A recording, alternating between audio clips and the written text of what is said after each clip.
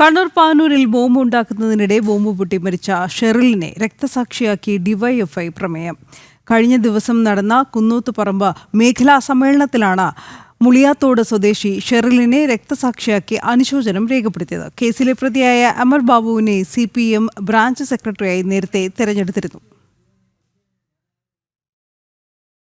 2024 April 5-നായിരുന്നു Panoor Muliyathode വെച്ച് നിർമ്മാണത്തിലുള്ള bomb പൊട്ടി DYFI പ്രവർത്തകൻ ഷെറിൽ കൊല്ലപ്പെട്ടത്.